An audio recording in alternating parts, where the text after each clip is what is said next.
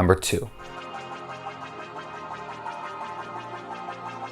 Daddy's Home 2 is directed by Sean Anders and it stars Will Ferrell, Mark Wahlberg, John Lithgow, and Mel Gibson. Brad and Dusty are finally working together as the holidays loom over, but nothing can prepare them for what's about to happen this Christmas as both their dads come to visit and wreak havoc to the holidays. So while Bad Moms Christmas stayed the course with their nasty, crude humor, Daddy's Home 2 pretty much stays the course with their own little slapstick comedy that followed from the first one. Just like Bad Moms, I wasn't a fan of Daddy's Home. It was just a bunch of slapstick gags thrown together. Will Ferrell and Mark Wahlberg didn't have the chemistry that they had in the other guys. You could easily tell that it was all for an easy paycheck. There was no real storyline, there was nothing really going for it. But this one, I find it to be an actual improvement over the first one. One thing that I can actually say about Daddy's Home 2 that's more thoughtful over Bad Moms Christmas is that they actually spend time with the children. The fathers really try to be father figures to the children. The grandfathers trying to be grandfathers, so on and so forth. You actually see them bonding with the children, whether in good or bad taste. At least the children are present in this movie, which is something that was completely missing from a Bad Moms Christmas. Well, Daddy's Home 2 pretty much follows the vein of A Christmas Vacation. As the Griswolds' Christmas goes into shambles, pretty much Brad and Dusty's Christmas goes into shambles as well. The new addition of Mel Gibson and John Lithgow work pretty well. John Lithgow is that insanely talented actor that can just be extremely sympathetic, extremely cartoonish. He can be a bad guy one minute, he can be an extremely soft, nice guy the next. This guy is just super talented and this movie doesn't deserve him. You can actually tell that the laughs really come more from the grandparents than the parents themselves, especially Mel Gibson, who plays the bad boy that everyone knows Mel Gibson to be. At the same time, you can't help but question, isn't Mel Gibson trying to get away from this type of image? Isn't this the kind of image that got him in trouble in the first place in real life and they're just trying to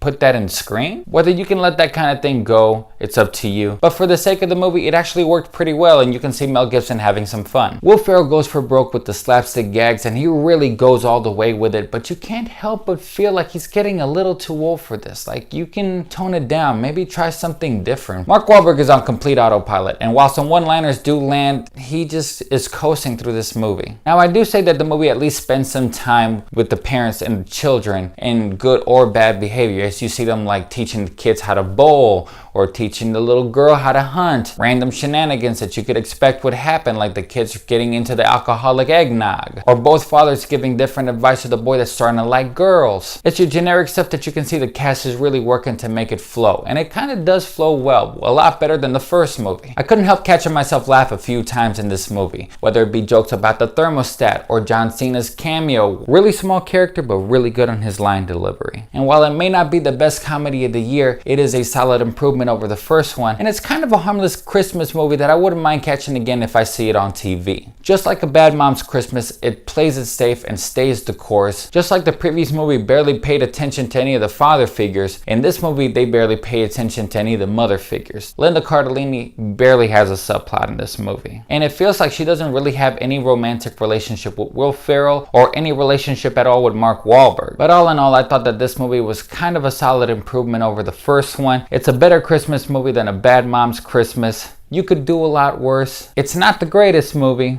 but I'm gonna have to give it 2 stars out of 5. Well, once again, guys, thanks for watching. If you like what you see here, click like at the bottom. Go to our SoundCloud page for our more extensive reviews. This is Ray from LiveWire, and once again, thanks for watching.